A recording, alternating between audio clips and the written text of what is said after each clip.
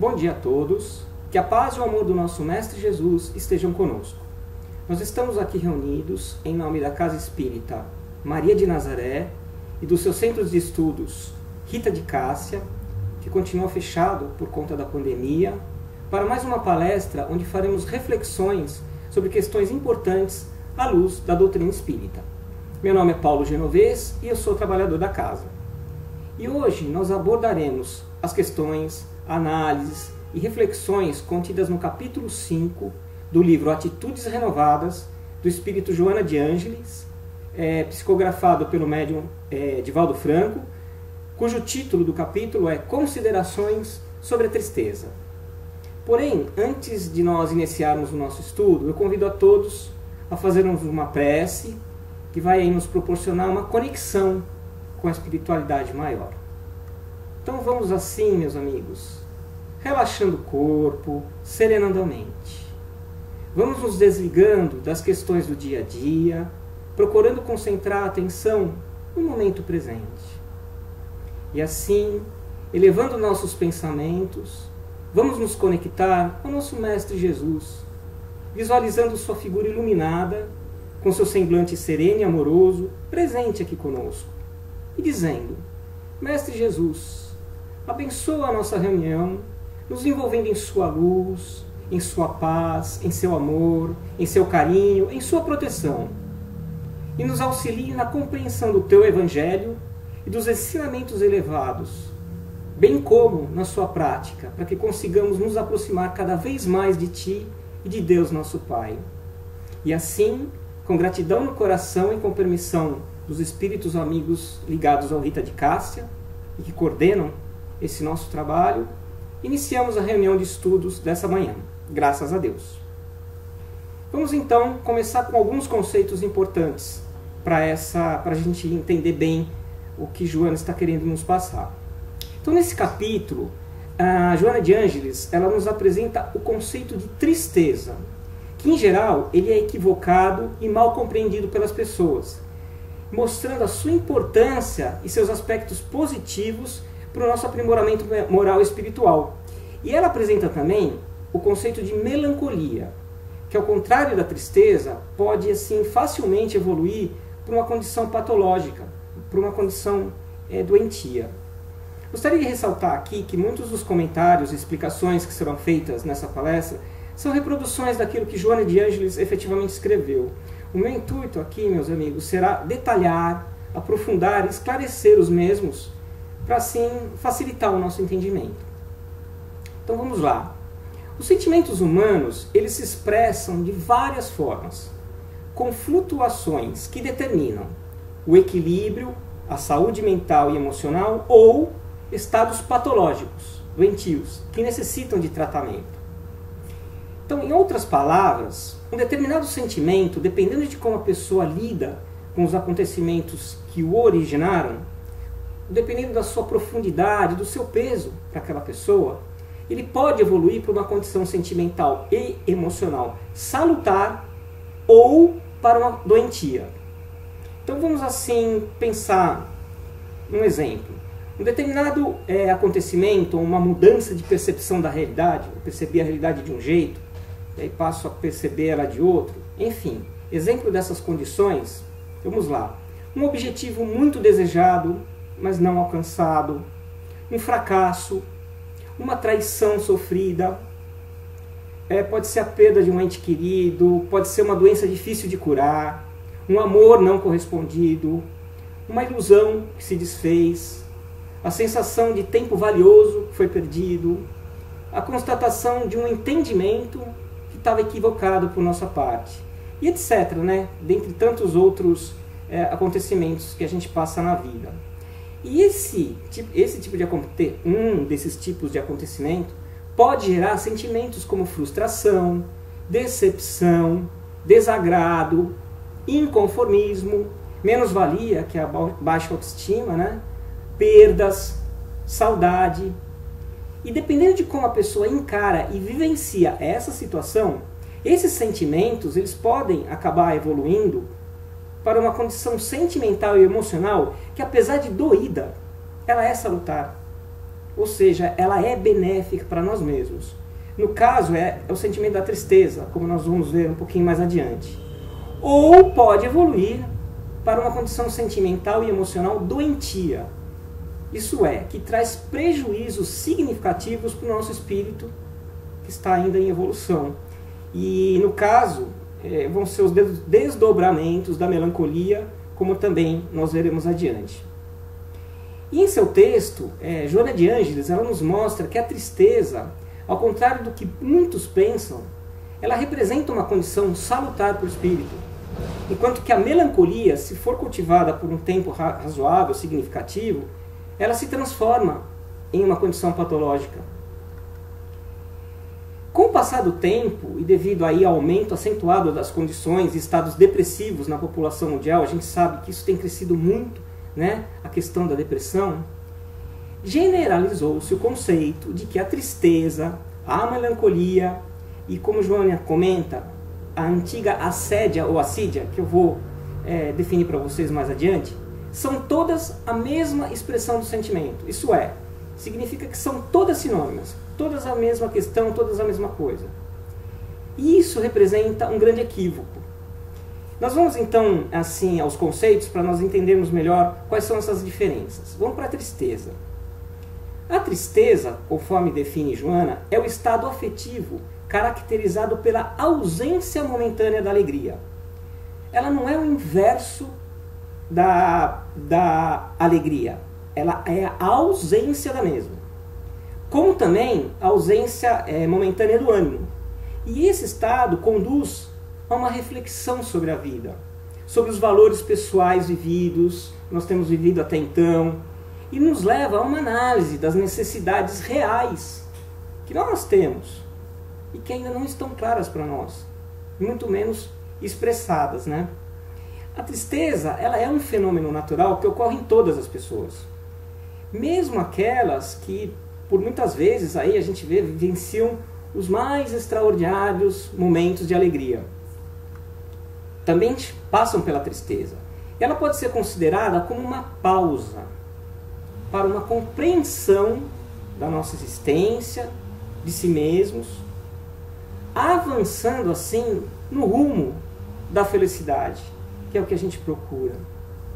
Então ela é, portanto, ela é um estado importante e necessário para o ser humano, porque é uma condição que nos leva a refletir sobre a nossa vida, sobre a nossa existência, sobre o que realmente é importante para nós.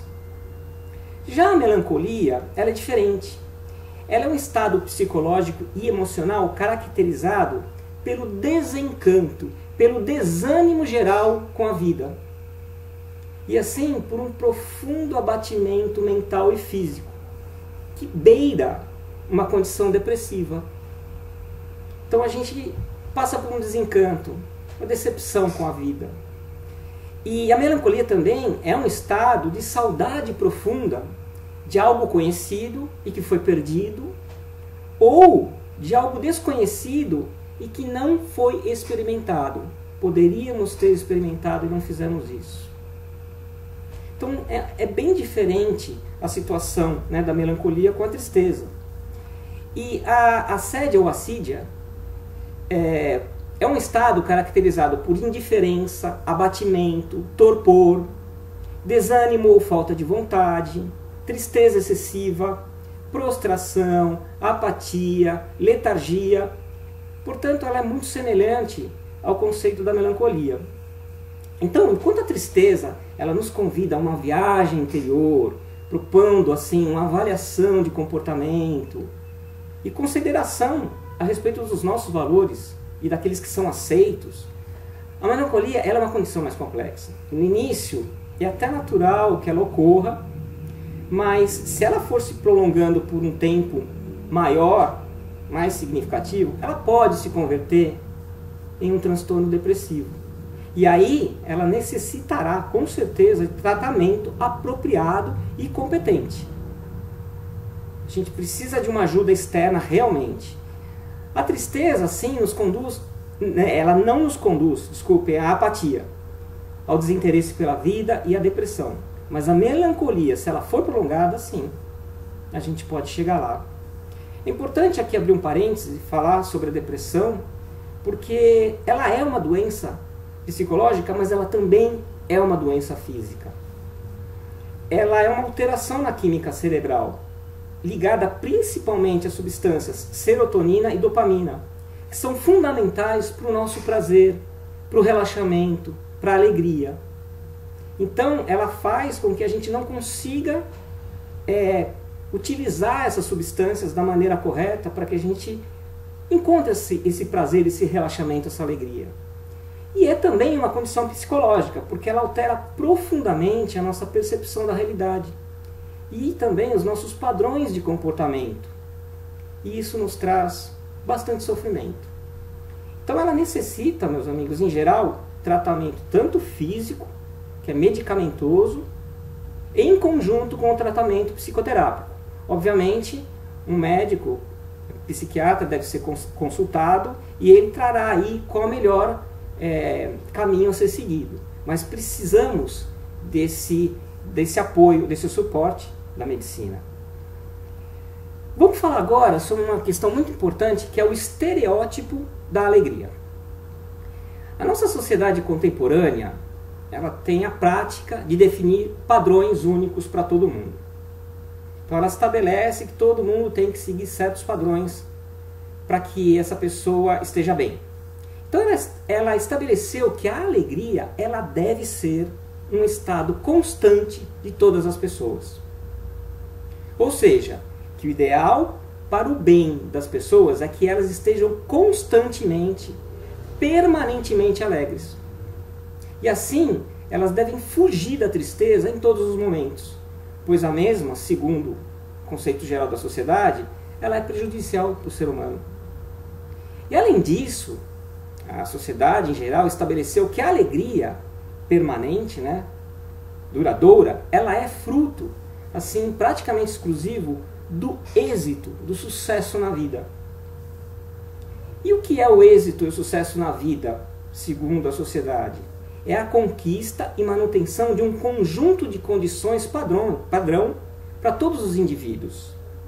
E são esses padrões, triunfo social, profissional e econômico, conquista de posição relevante, relacionamentos estreitos com pessoas importantes, influentes, formadoras de opinião, superioridade intelectual, aparência jovem, sempre jovem, independente da idade, beleza física, realização nos relacionamentos afetivos, realização completa, aquele relacionamento perfeito, admiração por um grande número de pessoas, que elas nos admiram devido efetivamente a essas conquistas. Força e ânimo inabaláveis diante das possíveis adversidades da vida. A pessoa nunca pode fraquejar. E sendo, então, a alegria fruto e representação desse êxito, desse sucesso na vida, se a pessoa está constantemente alegre, é porque ela tem esse êxito. Caso contrário, se ela apresenta momentos de tristeza, e quanto mais tristeza pior, é porque ela não tem esse êxito na vida. E isso é interessante porque exerce realmente uma influência profunda nas crenças pessoais para grande parte das pessoas. E fazendo assim com que elas se dediquem exaustivamente à conquista dessas condições padrão. Pois assim, conforme foi dito a ela, foi incutido na mente dela, ela precisa disso para usufruir de uma alegria perene, permanente. Segundo a sociedade, isso representa o normal, o correto, o adequado. E por outro lado, os gostos e entendimentos pessoais que porventura divirjam desse conceito, eles precisam ser sufocados, porque eles representam anomalias, segundo a sociedade. Alegria constante significa sucesso. Tristeza significa algum fracasso em alguma condição da sua vida, se não em todas, Mas a gente vê que muitos conflitos existenciais e assim condições patológicas, elas surgem desse entendimento que a sociedade nos impôs. Se a pessoa ela conseguir atingir esses padrões, e mesmo assim ela não se sentir permanentemente alegre por conta deles, ela pode entender que ela não é normal, que ela tem problemas psicológicos, que ela precisa de tratamento. Ou ela pode forçar e se iludir com uma alegria que no fundo não é verdadeira. Ela pode até chegar a acreditar que é alegre, mas no fundo ela não é. E ela pode, assim, muito bem desenvolver problemas psicoemocionais, como a sensação profunda de vazio existencial. Nada faz sentido. E também transtornos de ansiedade e transtornos depressivos.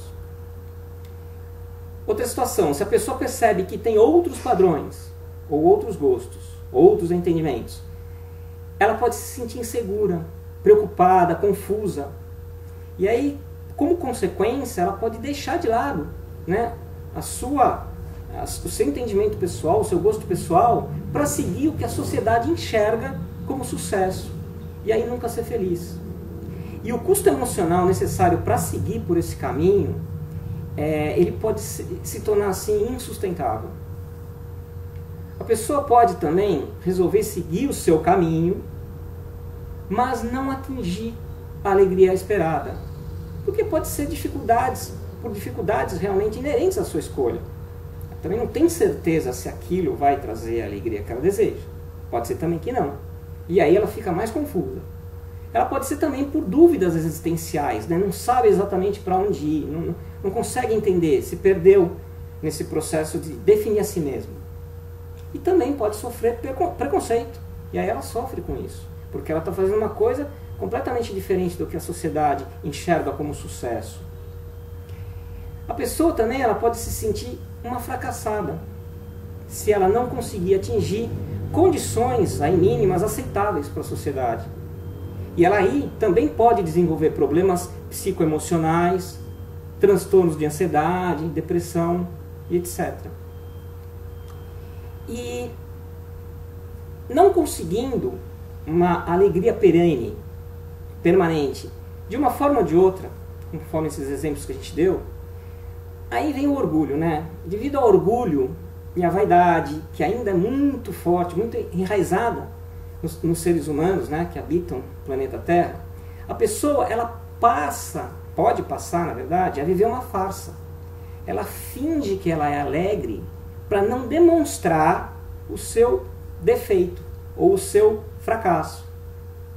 E assim, ou a pessoa atingiu aqueles padrões, mas não é verdadeiramente alegre, e mantém o estereótipo só para ser aceita e admirada pela sociedade, ou a pessoa não atingiu nada disso, mas ela mantém o estereótipo para quê? Para não se sentir diminuída. Aí ela vai maquiar a sua verdadeira condição. Mas no fundo está sofrendo muito. Eles são apenas alguns exemplos de muitos aí conflitos existenciais que atingem a humanidade atualmente. E quando a gente vê assim na forma de explicações muito simples, muito fáceis, elas podem nos levar a considerar essas questões infantis ou irreais. Tipo assim, eu não caio nessa, como eu vou cair nessa? A sociedade está falando, mas eu sou eu mesmo. Mas se a gente for ver bem, são muito comuns e extremamente aflitivos esses comportamentos. Eles acontecem de verdade. Sendo assim que muitas pessoas passam por isso e às vezes nem possuem consciência desse fato, do quão grave eles podem ser para as suas condições pessoais e não estão nem percebendo. Assim como nos quer mostrar a Joana de Ângeles, a alegria ela acabou se tornando um estereótipo mantido por muitas pessoas. E aí é ao custo de conflitos, de dores e de sofrimentos que não são exteriorizados porque ela não quer mostrar para ninguém. Então ela se esconde atrás deles. A verdade é que ninguém pode viver em alegria permanentemente. Porque o único comportamento que nos levaria a isso seria a alienação da realidade e a frivolidade. Frivolidade é falta de juízo, leviandade, futilidade. Mas, ainda assim, a alegria seria falsa nesse caso, além de leviana e irresponsável, porque ela desvia a pessoa das responsabilidades que ela tem na vida, que lhe dizem respeito. E ela fica flutuando na indiferença entre os deveres e os prazeres. Ela é indiferente a isso. Ela faz aquela alegria aparecer e é fútil. Não entra mais profundamente na vida, né? Nas suas questões e naquilo que ela precisa fazer realmente para si mesma, para os outros. A realidade, ela exige seriedade, compreensão, esforço, trabalho, a fim de que ela possa ser vivida em forma edificante. E esse comportamento de futilidade, de alegria falsa, ele é também igualmente patológico, igualmente a esses outros que a gente comentou, porque também não é um comportamento saudável para a pessoa, e ela também vai precisar de ajuda. E quando a pessoa tem muita preocupação assim de exteriorizar uma alegria contínua, isso caracteriza muitas vezes insegurança da própria pessoa. E aí ela tem interesse de ficar teatralizando as suas emoções. E a gente também, nesse contexto todo, aí a gente pode destacar que muitos indivíduos, não possuindo uma estrutura moral segura para lidar com as questões da vida, eles acabam se entregando, o que é pior, né, aos vícios. Vício do álcool, das drogas, do sexo apressado. E aí ele mantém o riso e a falsa alegria parecendo que ele está realizado. Mas logo em seguida, isso dura pouco tempo. Essa pessoa ela vai se afundar em estados muito dolorosos, de melancolia e de depressão. A Joana de Ângeles nos diz aqui no texto: podemos assim concluir que não se pode nem se deve afivelar a máscara da alegria televisiva na face, demonstrando um júbilo que não é real, mesmo porque o próprio organismo, a cada momento, passa por alterações que modificam o humor, convidam ao silêncio, à reflexão e ao refazimento de atitudes. Palavras de Joana. Então, além disso, condições definidas pela sociedade para representar o sucesso, representar a alegria, proporcionar a alegria, elas não servem como padrão. A gente já sabe disso, mas a gente sempre cai nessa farsa, né? Cada individualidade ela é única. Seus dons, gostos, suas características pessoais é que definem essa individualidade. Como também as ocupações e atividades que realmente lhe proporcionam realização e alegria. Cada um tem os seus. Não somos todos iguais. E não existe melhor nem pior. São questões pessoais, gostos pessoais. E a sociedade, né, como eu disse, busca padronizar isso. Mas a gente não pode entrar nessa. A gente tem que ser nós mesmos, procurar nossa alegria, nossa felicidade. E como nos mostra a Joana de Ângeles, a gente vai falar agora um pouco sobre a tristeza como terapia. A própria tristeza sendo terapêutica. Então, como ela nos mostra, a tristeza ela é normal, ela é benéfica. Porque, como nós já vimos, ela estimula a reflexão mental. Para a gente fazer uma revisão, uma análise em torno dos acontecimentos e das vivências nossas que realmente necessitam ser considerados, analisados e estudados para cada uma das pessoas. E pode acontecer, por exemplo, mais um exemplo, né? Que de um instante para o outro a pessoa perceba que aquilo que ela está fazendo não é exatamente o que ela gostaria de realizar. E aí ela abre um espaço para uma certa tristeza. É normal, fica triste. Puxa vida, eu estou fazendo um negócio que eu não gostaria, perdi tempo, ou não sei se eu consigo o que eu quero. Então abre esse espaço. Mas é exatamente através dessa tristeza, através das reflexões que essa tristeza suscita na pessoa, é que vai conduzir para que ela tenha a atitude de se refazer as suas experiências, ir adiante, né? E viver conforme os seus novos padrões emocionais, conforme a sua vontade. A tristeza levou essa reflexão para a gente chegar lá, para a pessoa chegar lá. A Joana de Ângeles diz, né, a felicidade se expressa no conjunto tristeza-alegria, na condição de ponte que une distâncias aparentemente opostas. Interessante, né?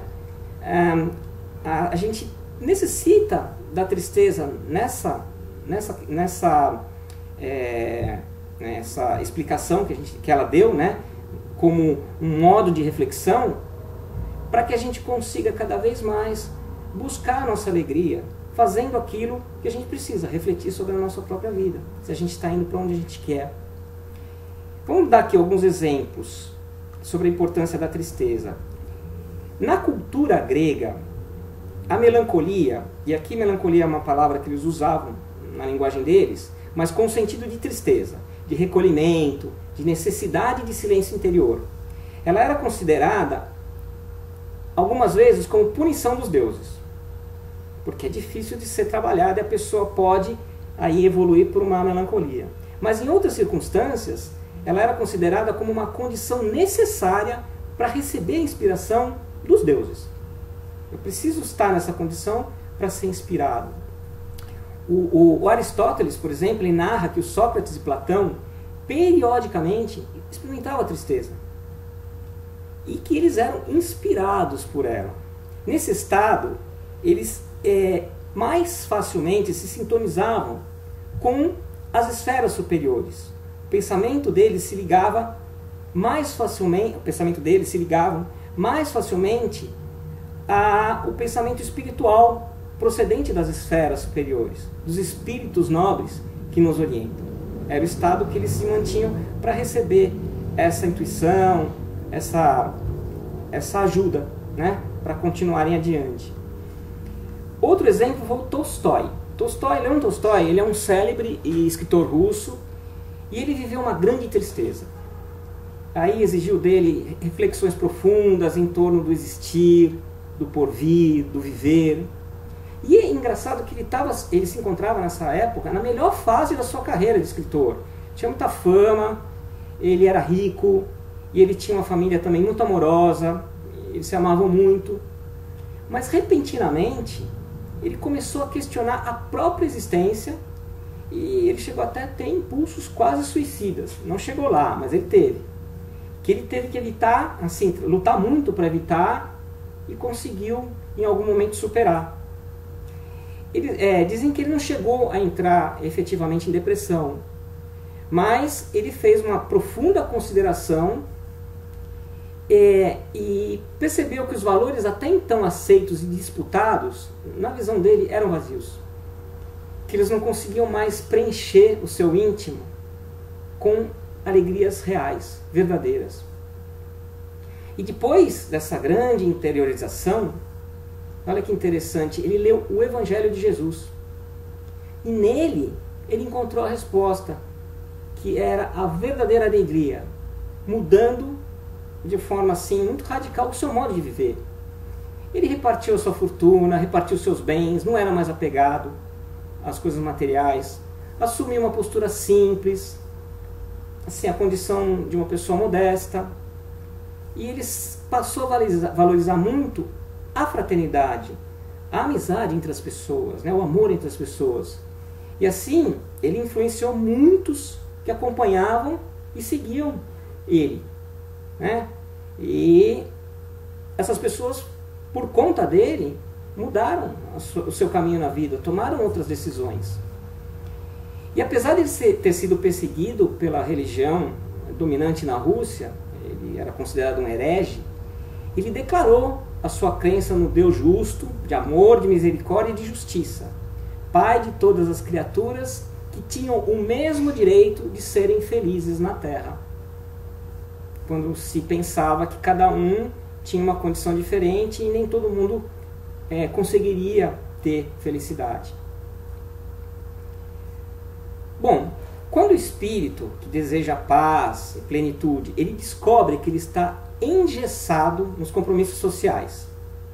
Quando ele está muito atrelado ao relógio, porque o relógio controla a nossa vida, né? Estou sempre atrasado, sempre com compromisso, sempre naquele momento, sempre ansioso por conta disso, né? quando o ser humano é obrigado a se comportar de uma maneira padronizada, que apesar dele ser livre para fazer o que ele quer, ele é escravo das imposições da sociedade, dos multiplicadores de opinião, da mídia mercantilizada, como a palavra usada por Joana, né, que está mais preocupada no dinheiro do que efetivamente nas pessoas, mais preocupada no consumo. Essa pessoa, quando ela percebe isso, ela desperta dessa ilusão em que ela se encontra. E aí ela experimenta inicialmente uma tristeza pelo tempo que foi mal conduzido. Puxa, eu passei tanto tempo nessa ilusão e só agora eu fui perceber. Quanto tempo eu perdi? Mas é importante que prestou atenção, que percebeu, que faz parte da vida, né? Ninguém está pronto, ninguém é perfeito. E essa tristeza, porém, como nós mostramos, como Joana mostrou, ela se trata de uma tristeza saudável e enriquecedora. E ela se manifesta não como uma infelicidade, como uma decepção com a vida. Não, é mais como uma terapia para se desvencilhar dessa condição ilusória, de falsa alegria e das aparências. Então ela consegue usar essa tristeza para fazer esse movimento. A preocupação que toma conta da sociedade contemporânea, a gente sabe, em aparecer, é muito grande. Né? Os seus 5 minutos de fama. E, assim, muitas pessoas, a gente sabe que se submetem mesmo aos padrões de beleza, de comportamento, de alimentação, de relacionamentos, para mostrar uma postura de triunfo, de conquista. Elas são realmente loucas para atingir lá o seu minuto de fama. Elas precisam disso, então elas vão radicalmente seguindo o que a cartilha mostra. E aí, vou fazer um parênteses para analisar uma nova profissão que surgiu, que todo mundo conhece atualmente, que é a de influenciador digital.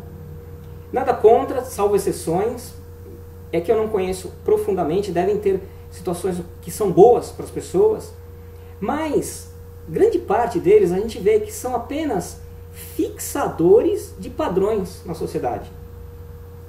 Padrões esses que são desejados por aquelas empresas, né, que estão preocupadas somente com o ganho financeiro que isso pode proporcionar. Então a pessoa, na verdade, ela está vendendo um produto que alguém que ganha dinheiro com isso e ela também. Então a influência, ela é boa efetivamente? Não, ela está visando um lucro, um dinheiro.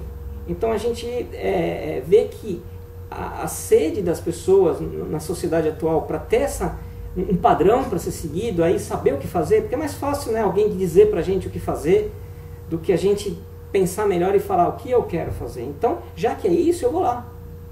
E como todo mundo não, mas muitas pessoas, né, enxergam isso como saudável, como sucesso, seguir esses influenciadores, elas vão atrás. No entanto, não é bem isso, né, que a gente deveria buscar para a nossa vida. Bom, voltando então à tristeza, ela tem, portanto, assim, em qualquer comportamento moral, social, religioso e individual. E ela vai trabalhando para que o indivíduo consiga fazer a sua renovação interior e a conquista de valores mais profundos e mais significativos do que ela tinha, do que ela consumia até esse momento. É importante ressaltar também que ninguém deseja ser triste, né? Ninguém tem que ficar buscando a tristeza para conseguir fazer uma mudança. Mas ela precisa de um impulso, né, a pessoa, para sair da ilusão de uma alegria que é falsa para ir para uma verdadeira. Então, a tristeza ela faz vez disso. Então é importante ressaltar que a gente não deve cultivar a tristeza com uma necessidade para ter discernimento em cada instante, em toda parte. Nós não vamos buscar a tristeza, preciso ser triste para isso, não. Mas já que eu passo por uma situação que não me traz alegria, que eu realmente me sinto triste, então eu aproveito essa tristeza, conforme esse conceito, para fazer as minhas reflexões. Mas se nós conseguirmos fazer sem ela, melhor ainda, né? A gente não vai sofrer muito para conseguir mudar a si mesmo. Então ela é um fenômeno, tristeza, psicológico, que deve ser transitório, como consequência desses conflitos existenciais. E ela deve, em determinado momento, ceder lugar realmente à reflexão, ao despertamento e à valorização das condições morais, culturais e espirituais elevadas. Que é isso que vai trazer a verdadeira alegria, a verdadeira felicidade. A tristeza sem lamentação, sem queixas, sem ressentimentos, ela é psicoterapêutica, para que a gente consiga conquistar o nosso real equilíbrio, sempre com discernimento, né, do que é lícito, do que deve ser conquistado, colocando, obviamente, o bem nessa questão, para que a gente procure o que é importante para nós, mas que não fira ninguém, não machuque ninguém. E aqui um exemplo, um último exemplo, é muito importante, para a gente ver que a tristeza é algo que a gente precisa realmente levar em conta como um bem para nós. Jesus Cristo. Jesus, ele muitas vezes, ele chorou de tristeza. Quando ele contemplava a loucura humana, o seu desequilíbrio, o desinteresse que a sociedade tem pelo verdadeiro, né? A ambição por aquilo que é transitório, o uso de recursos prejudiciais aos outros para obter vantagens, como, por exemplo, usar uma mentira convincente. Porque começa da mentira.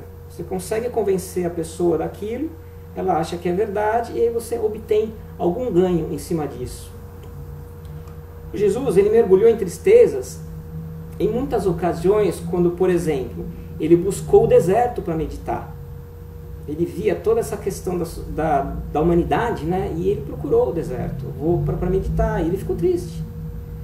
Quando ele foi incompreendido pelos exploradores do povo, quando ele entrou no templo, que tinha sido transformado em mercado de interesses, as pessoas vendiam a sua ida para o céu, né? Então ele ficou, tem a passagem lá que ele vai, ele derruba tudo, ele ficou triste com isso.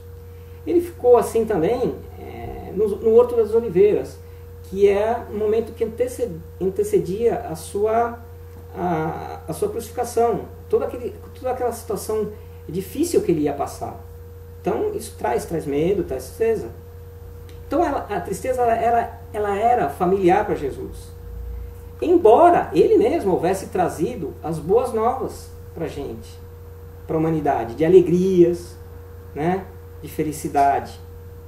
Mas também é claro que Jesus sorriu em muitas ocasiões, principalmente quando ele exercia a ação de ensinar e de servir, fazendo a alegria invadir o coração do próximo e o seu, e o próprio, né? Como conclusão dessa reflexão que nós fizemos, não vamos cultivar a tristeza, mas também, meus amigos, não vamos fugir dela. Vamos aceitar quando ela se apresentar e procurar tirar o melhor resultado dessa oportunidade de reflexão que a tristeza está nos trazendo. E com esse comportamento, como escreve Joana, nós estaremos experienciando atitudes renovadas.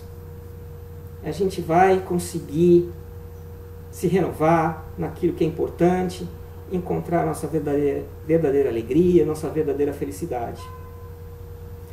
Então, chegamos assim ao fim da nossa reunião, e para nos encerrarmos definitivamente, eu convido a todos a realizarmos juntos uma prece final. Então, vamos agradecer aos espíritos do Rita de Cássia, que coordenam esse trabalho, pelo amparo e pela proteção que nós recebemos, para que nós tivéssemos uma reunião envolta em muita paz, em muita tranquilidade. Vamos agradecer ao espírito Joana de Ângeles também, e ao médium Divaldo Franco, por terem nos trazido ensinamentos tão valiosos para o nosso aprimoramento e para a nossa felicidade. E por fim, vamos agradecer ao Mestre Jesus e a Deus, nosso Pai, por mais essa oportunidade de aprendizado que nos foi permitida, e pelo seu amor incondicional, que está sempre nos envolvendo. E com ele e a permissão dos dirigentes espirituais da casa, damos por encerrada a nossa reunião. Graças a Deus.